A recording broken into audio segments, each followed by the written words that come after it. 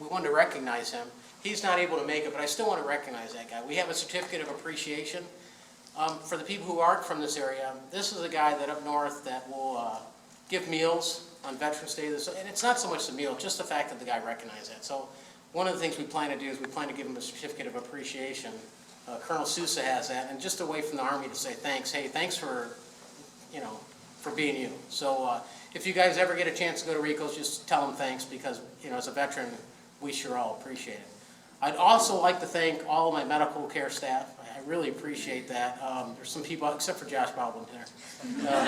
No, I really do appreciate all the medical care. It's been top notch. A lot of my friends that came here, Cadillac Hospital, Petoskey Hospital, Traverse City Hospital, but all you guys are great. And I think the care I've received in the Wounded Warrior program has been top notch. I mean, it's just been great working with everybody, the surgeons, the physical therapists, nurses, the office staff. They're all been wonderful. And then finally, I'd like to thank my friend and former boss, Colonel Keith Sousa. But most importantly, we have my NCO here. Sergeant Easton, stand up. Anybody follow my Facebook postings when I was overseas? Do you remember I catch him on the Crapper campaign? This is Sergeant Easton right here. I was asking everybody to pray that we have rocket attacks when he was on the Crapper. Sergeant Easton and I went through pretty much thick and thin together. I do remember when I was injured, when I was at the hospital, first thing he did is he came over and started bitching me out because it wasn't there for the what do they call it? I couldn't find out where you were at. Yeah, so he's coming to chew my ass because he couldn't find me. I'm laying in the hospital. He's like all pissed off first until he found out I was in the hospital. But I do want to recognize him.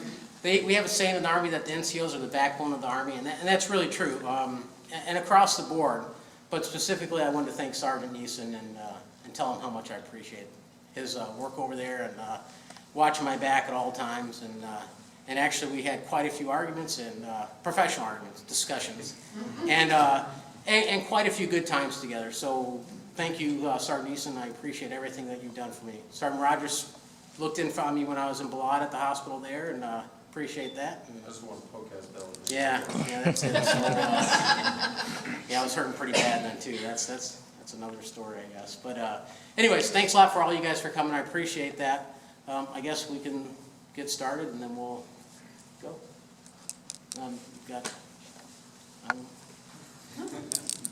This is my Colonel Sousa here. He's the guy I worry about all the time, keeping him happy. He doesn't really worry about me at all, but that's okay. I'm Colonel Keith Sousa. I'm the commander of the 645th Regional Support Group in Southfield, Michigan. Terry was assigned to my unit. We were both in the 22nd Military History Detachment together. I guess I've known him for a very long 6 years. Sergeant Easton knows what I'm talking about.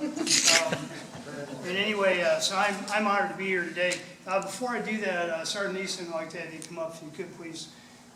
We also have a tradition in the Army and in the military. We have commander's coins.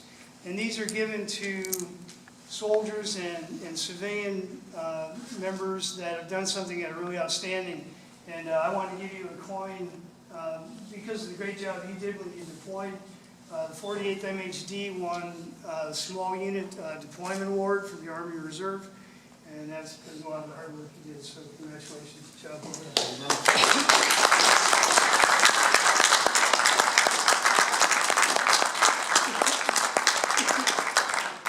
And I have to say I'm really honored to be here to be a part of this.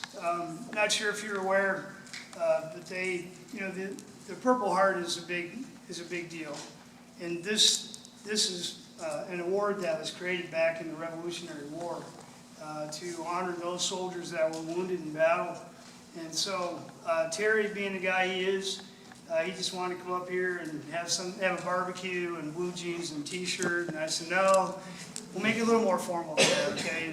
And as we were talking about, this can be something very informal, up to a very formal ceremony with an honor guard and a band and the whole thing. So we're kind of meeting halfway. Before I present that award, I was going to mention what Terry did to earn this, but what I was going to say was he violated General Order Number 1, which says you can't consume alcohol when you're deployed and mobilized. And I was going to say that he violated that rule and he fell off of a Humvee. but he wouldn't let me tell that part of it. So, but anyway, what he did do was heroic. Excuse me. There was a rocket attack. He had a chance to go the other direction when this rocket hit, but he saw that some soldiers were injured, helped bust down some doors and make sure they got out of their living quarters. So that's as much as I'm going to say about, is that all right? I was going to read his citation and everything, the award he got, but he asked me not to do that. So anyway, he, contrary to what some people thought, Terry, as some of you may know, is a registered nurse, and a doctor told him, well, nurses don't get injured out there in those hospitals, and he wasn't there as a nurse, he was there as a historian, and I can say that he and Sergeant Neeson and Sergeant Farmer, the other member of their team, violated all of the rules that the military history folks say.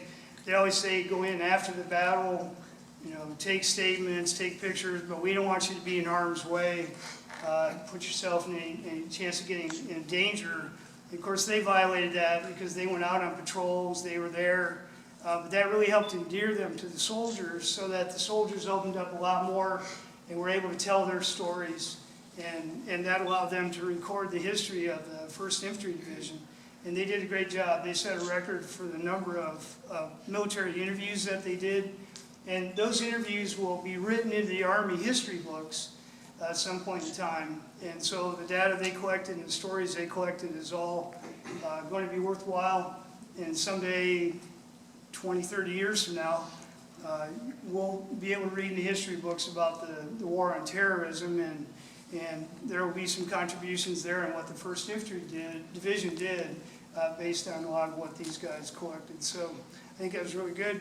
I'd like to give them a round of applause for 40 years.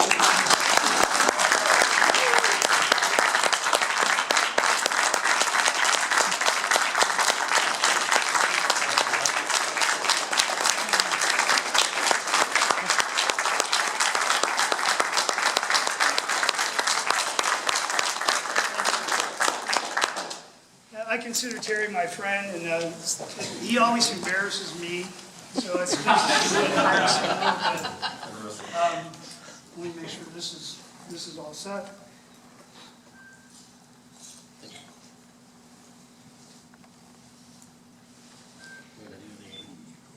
I'm sorry? We're gonna do the other things first? The certificate? Oh, well, I was also going to present you a commander's coin, so let me do that now, because that's not quite as important as the Purple Heart. Anyway, congratulations on the job, well done. Thanks, sir. Appreciate it. Thank you very much. My pleasure.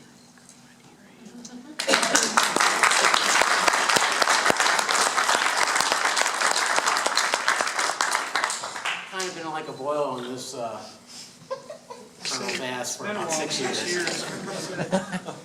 All right, this time I'm going to go ahead and present the Purple Heart. If you'd read the citation. Attention to orders. To all who shall see these presents, greeting. This is to certify that the President of the United States of America has awarded the Purple Heart, as established by General George Washington at Newburgh, New York, August 7, 1782, to Major, now Lieutenant Colonel Terry J. Hawn, 48th Military History Detachment, 1st Infantry Division, Mechanized, for wounds received in action on 9 July 2010 in Iraq, given under my hand in the city of Washington, this 26th day of June 2012, John McHugh, Secretary of the Army.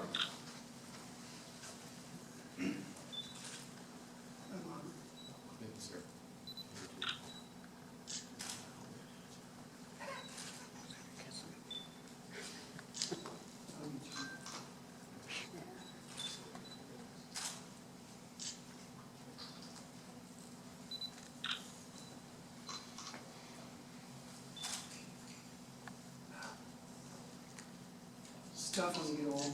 This is how he drives, too.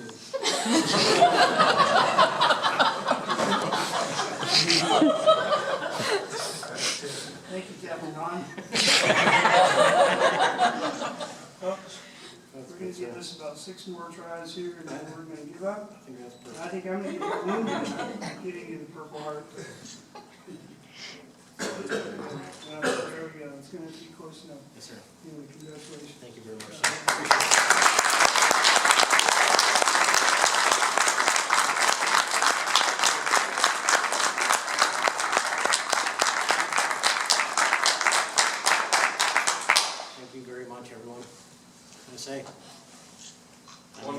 you know, I would like to recognize a couple people, Staff Sergeant, I think it was Maggart, Brandon Maggart, and Sergeant McGee, who we personally knew who did make it out of there. We were there when Sergeant Maggart died and Sergeant McGee, so I'd like to at least recognize those guys, those we left behind. So. Terry. Wait a second. Okay. Well, the city can't compete with awarding a Purple Heart, I can assure you of that. But the city of Traverse City and the state of Michigan want to pay special tribute to Lieutenant Colonel Terry Hawn. Let it be known that it is a distinct privilege to commemorate Lieutenant Colonel Terry Hawn of Traverse City for being awarded the Purple Heart Medal, an Army Commendation Medal with Valor, and a Bronze Star for his actions during commitment in Iraq and service to our country. We are proud to join with residents, community leaders, and friends of Traverse City in expressing our gratitude towards Lieutenant Colonel Terry Hawn for his dedication to our community and to our country. In special tribute, therefore, this document is signed and dedicated to honor Lieutenant Colonel Terry Hawn for his bravery in conflict, in support of our country, and to acknowledge the community's highest esteem and appreciation for his service on this 7th day of September 2012. There it is. Thank you very much.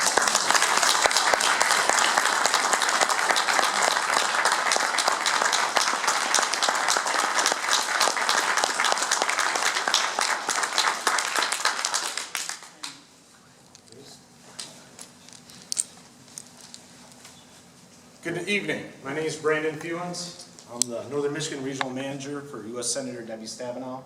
She asked that I present a small token of her appreciation to Lieutenant Colonel Hawn tonight.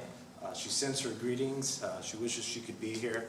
Before I do that, I just want to say on a personal level to Lieutenant Colonel Hawn, all of our veterans and our active duty personnel that are here today, thank you for your service. Thank you for protecting the very fabric of freedom that we live under.